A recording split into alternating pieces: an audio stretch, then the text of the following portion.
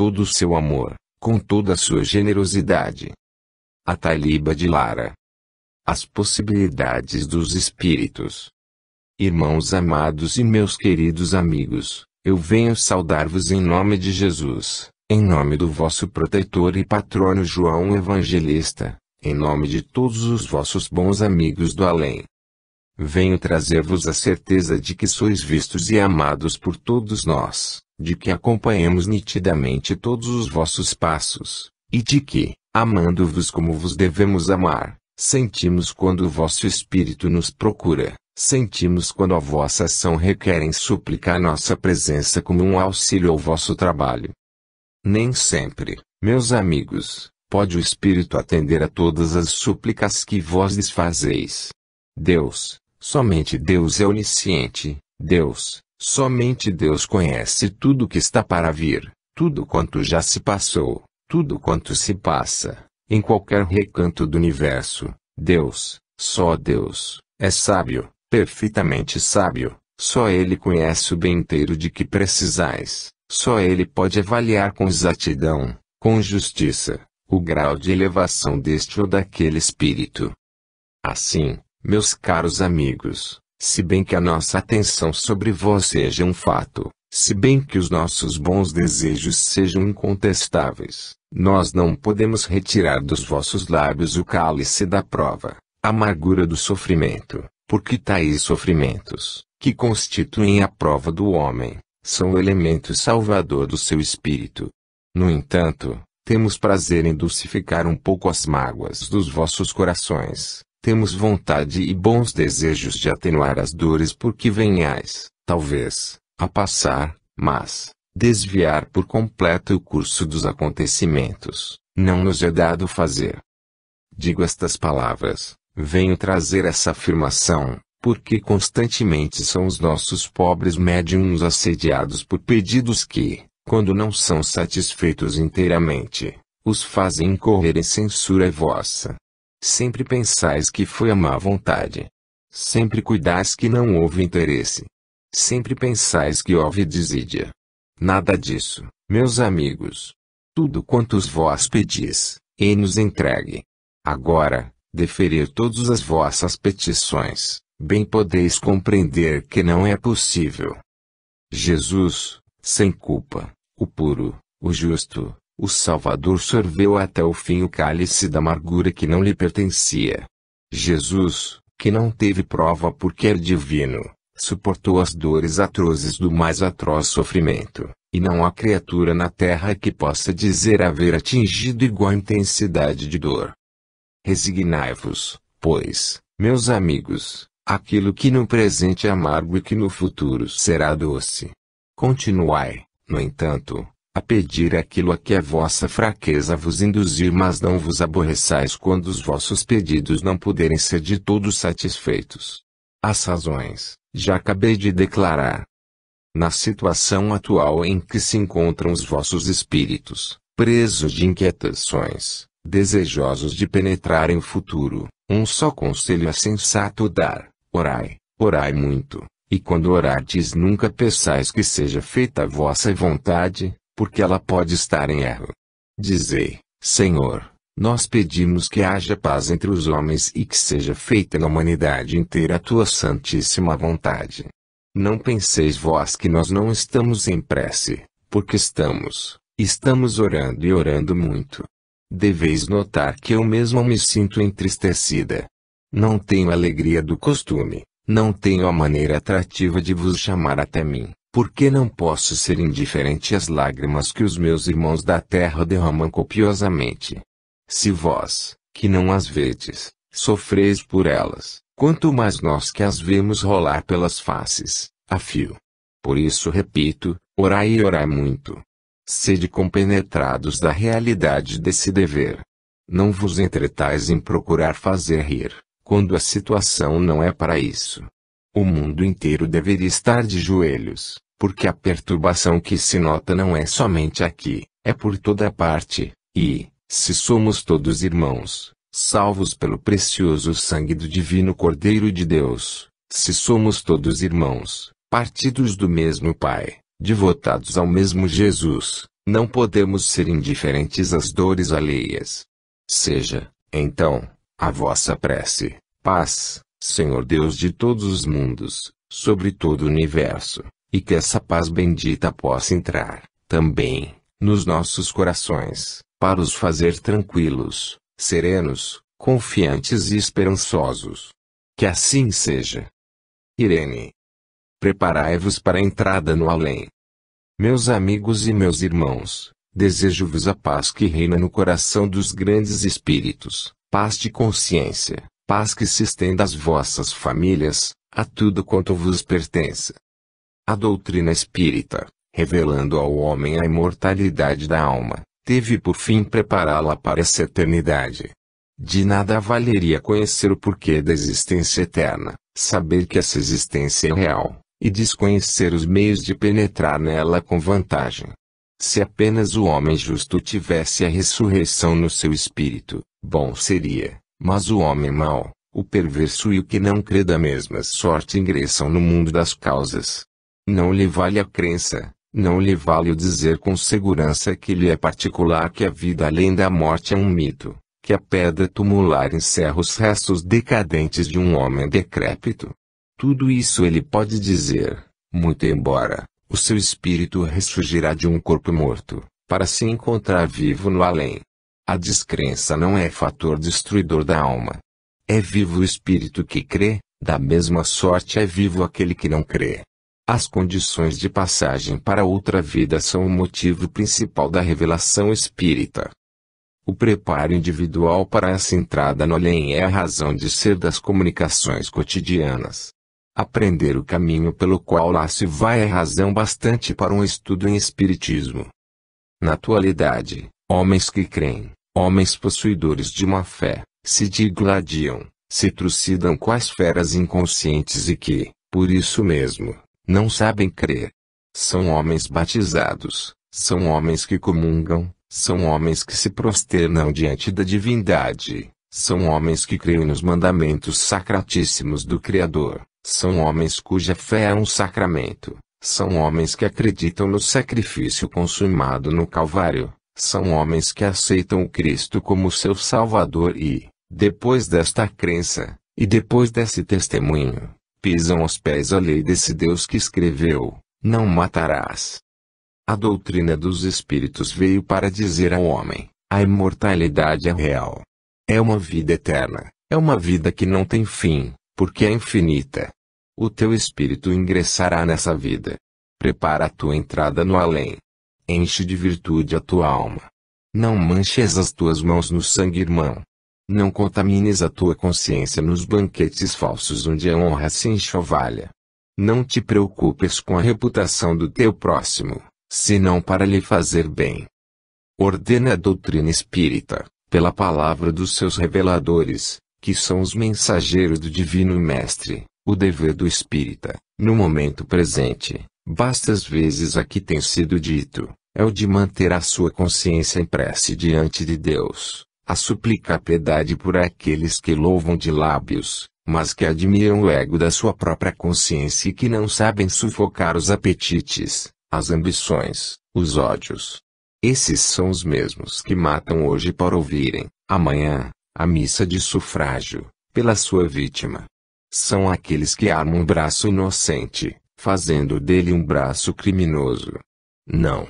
A doutrina de Jesus é bem mais elevada do que tudo isto.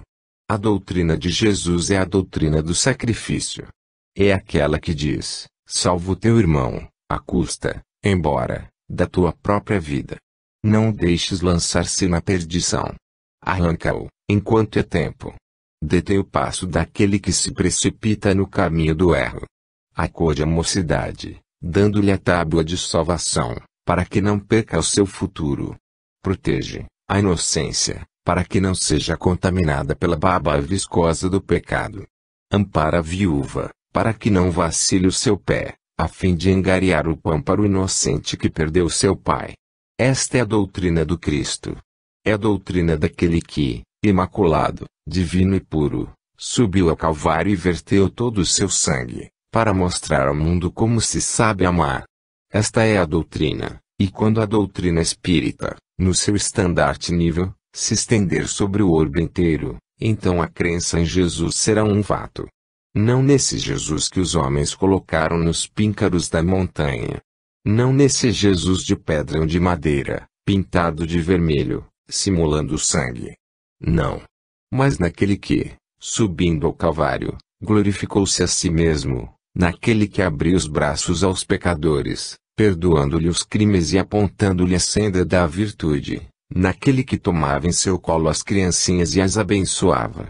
Este é o Jesus que diz para vós, paz, paz bendita de Deus.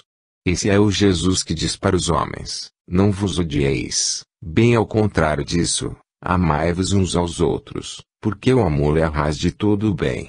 É a árvore que dá fruto para a vida eterna. Amai-vos uns aos outros, belas palavras dos lábios do Divino Mestre. Belas palavras exemplificadas no decurso de uma vida tão breve, na terra, mas tão fecunda, tão grandiosa, tão sublime, que só mesmo o Filho de Deus poderia executá-la.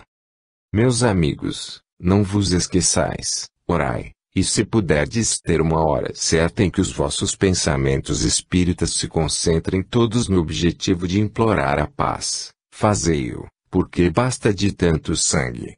Basta desta luta em glória. Basta desse sangue irmão, a ensopar a terra. Novos Caíns, que será destes homens? Deus permita que essa paz bendita reine sobre todos vós. Que cada coração aqui presente possa pulsar, neste instante, de verdadeiro amor pelo seu próximo. É o meu voto, é o meu desejo, é a minha esperança. Que assim seja. Sarto. Espiritismo, tábua de salvamento. Meus amigos, paz. Enquanto as falanges perturbadoras da paz se congregam, se tornam massa compacta para perder o espírito humano, insuflando-lhe, como gases asfixiantes, pensamentos maus, turbulentos, as falanges da luz, em campo oposto, semeando benção e paz, trabalham pelo progresso dos espíritos. O mundo da terra reflete o pensamento dos espíritos inferiores. Isto porque a atração daqui é mais para eles, do que para o bem. Os pensamentos egoísticos e maldosos são tão fortes, tão intensos, na terra, que atraem os pensamentos congêneres do além. Quando as forças do bem, na terra, tiverem força bastante para superar esse ambiente maléfico, então as forças do bem não encontrarão empecilho para chegarem até cá. Respondereis, talvez, porque a luz não rompe definitivamente a treva. Porque a luz não espanca já a negridão do ambiente. Por quê? Porque tudo quanto Deus faz, o faz pacificamente. Esse Deus revoltoso, tremendo, furibundo, que pregavam as escrituras antigas, esse Deus que trovejava raios e coriscos sobre a humanidade, foi o Deus criado pelo povo pagão para sufocar as suas próprias paixões e para amedrontá-lo com a promessa desse imaginário inferno que nunca existiu. Hoje não há necessidade dessa pregação. A verdade não precisa mais de véu. Deve vir, clara e desnuda, a face do homem. O Deus misericordioso e bom que mandou seu Filho ao mundo, sabendo que o entregava na mão dos malfeitores, esse Deus é justiça, é bondade, é caridade, é amor. Esse Deus não forceja a vontade do homem. Não obriga a seguir o caminho do bem, porque assim não teria valor, porque não haveria conquista. O homem seria forçado a ser bom. Não teria mérito, porque não haveria esforço.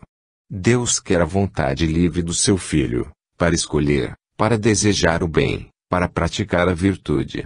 Eis porque os espíritos luminosos estão prontos a enviar a sua luminosidade até vós, mas é preciso que vós aceiteis de boa vontade esses conselhos, essas luzes, que eles vos podem trazer. O desejo natural de toda criatura de bom senso no presente, será que a paz se estabeleça na terra. Mas o homem de má vontade, o homem que ainda não civilizou seu moral, pensa de modo diverso, reza pela lei antiga, dente por dente, olho por olho.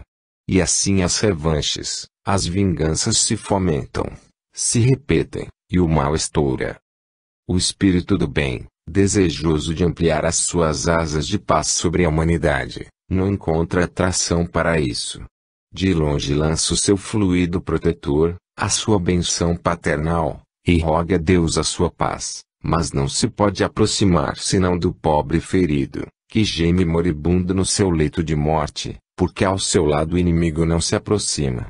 O homem que mata deixa o cadáver. O homem que fere abandona o ferido. O espírito guia dele se aproxima e o conforta. Muitas vezes, naquele leito de dor, sangrento, moribundo, se encontra um espírito vertendo o ódio. A dificuldade é enorme, para que o espírito guia possa amparar, porque a sua dor é unicamente física, o moral é o mesmo revoltado, é o mesmo sedento de sangue.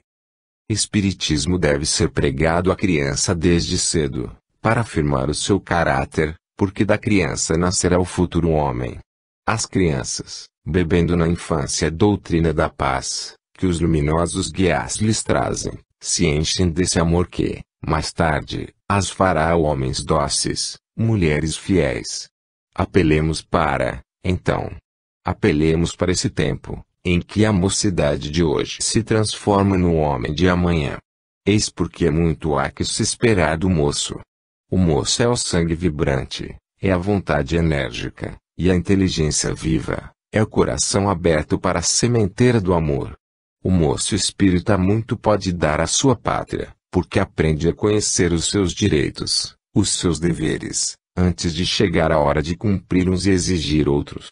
O moço espírita pode ser, amanhã, figura proeminente em seu país, e então, tendo as rédeas do governo em suas mãos, ele saberá que Deus foi quem o colocou nesse papel e que ele, como todos os homens, tem acima de si o soberano Senhor que lhe dita as leis pelas quais deve governar.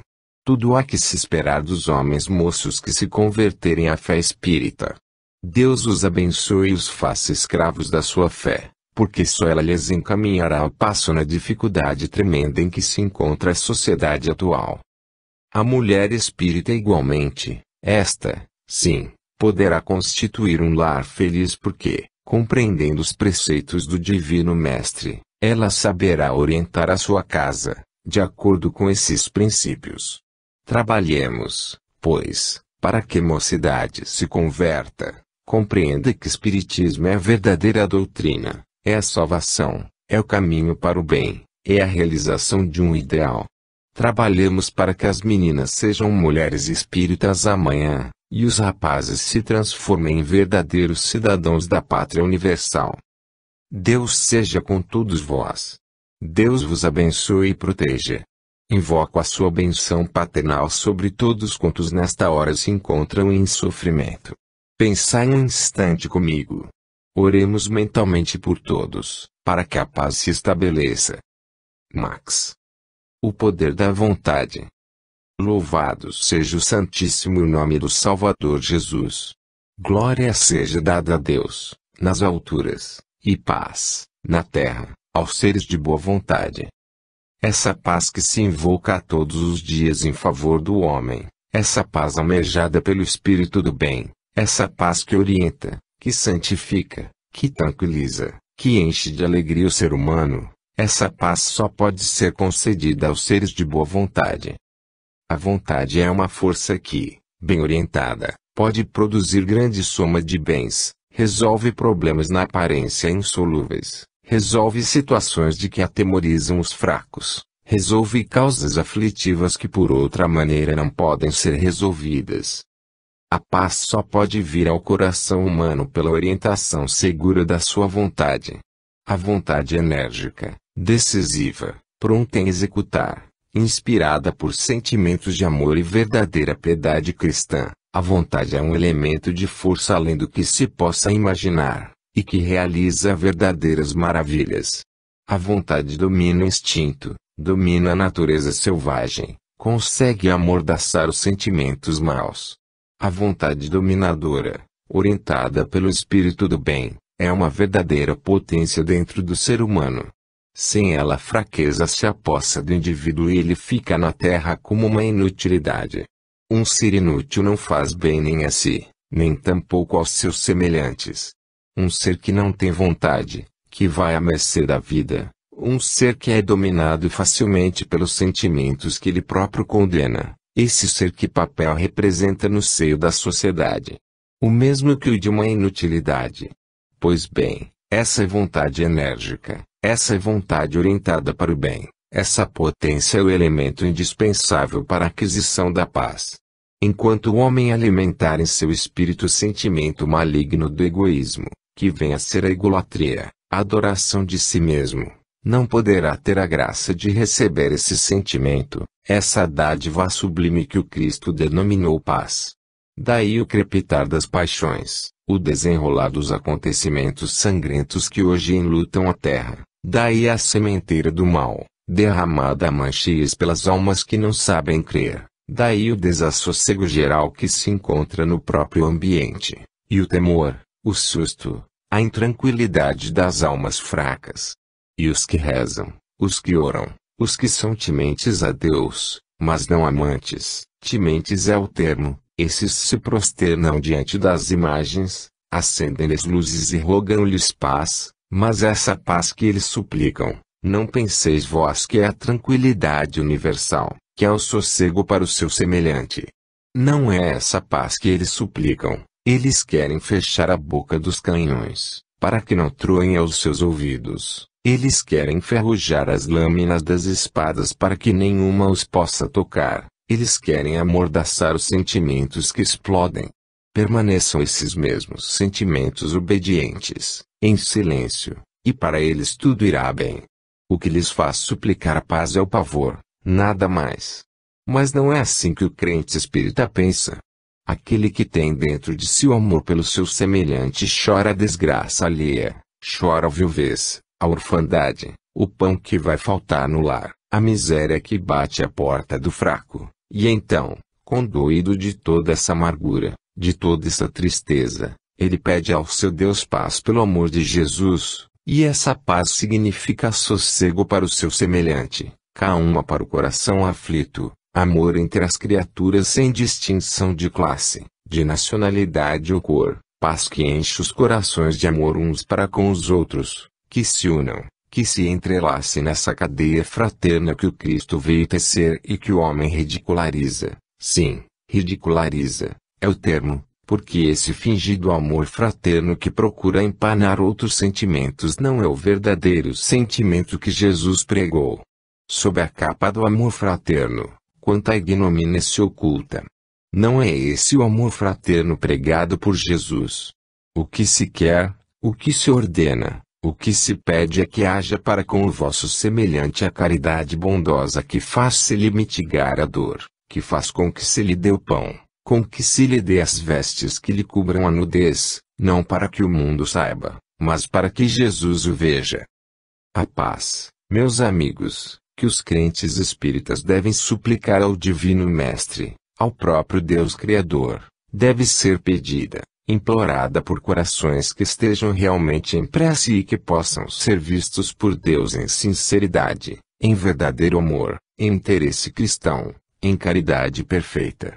Assim podereis orar, como se espera dos homens moços que se converterem à fé espírita. E nós que divisamos esse horizonte plúmbeo e, ao mesmo tempo, rubro, que se descortina por além das vossas vistas, nós que escutamos o troar dos canhões, o tilintar das espadas, o tropel dos animais, e que podemos ver toda aquela asfixiante atmosfera de fumo e pó, nós nos prostramos diante de Deus, dizendo: Senhor, pela tua clemência, pela tua misericórdia, põe um paradeiro a esse desequilíbrio mental em que se encontra o homem.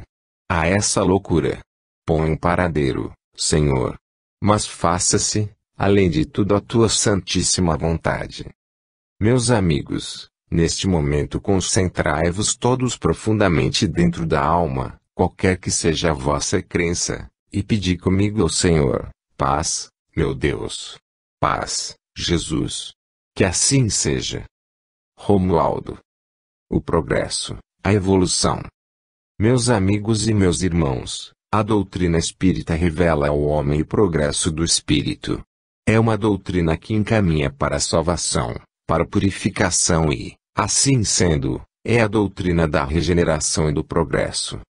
Se o Espiritismo não trouxesse ao homem a certeza de uma vida melhor, nada faria. Se o bem não tivesse o poder de sufocar o mal, dando ocasião a que as almas progredissem, então não seria uma força.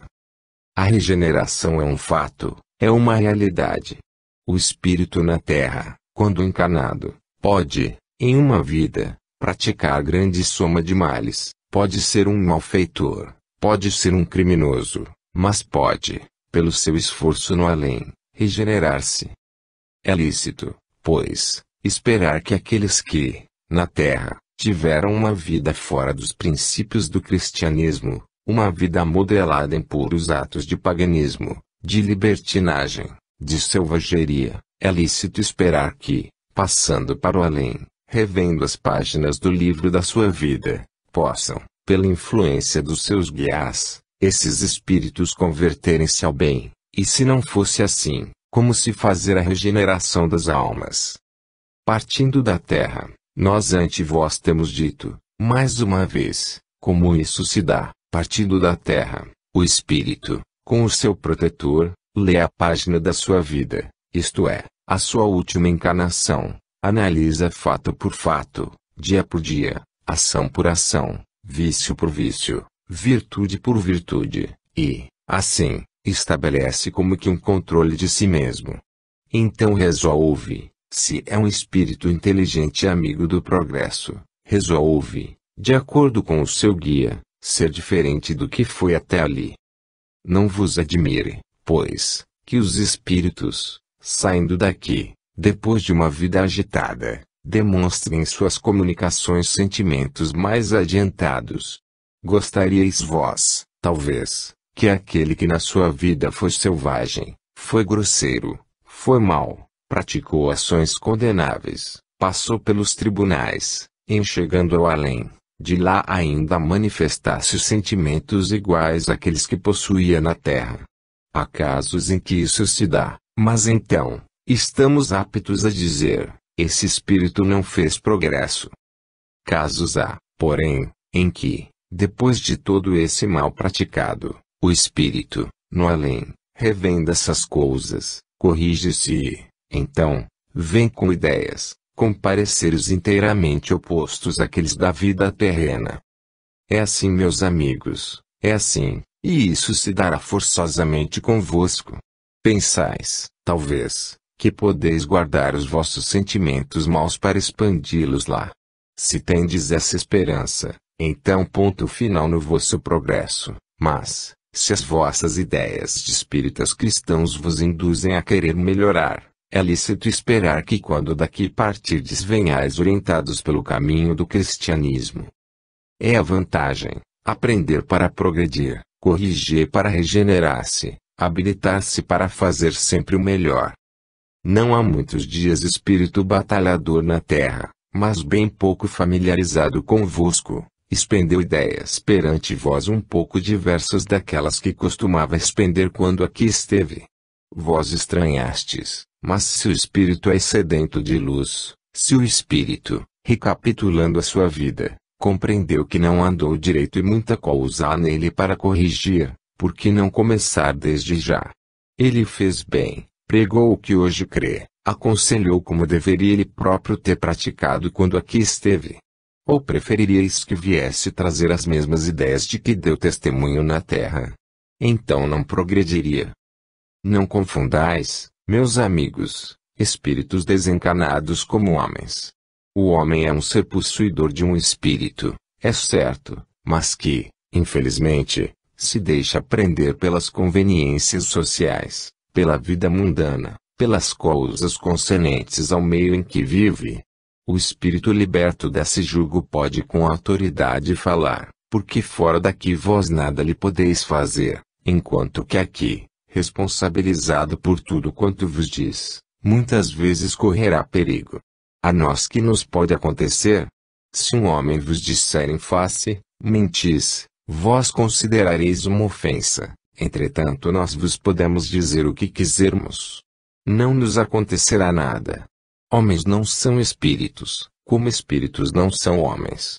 O espírito está fora da matéria, ou está encarnado nela.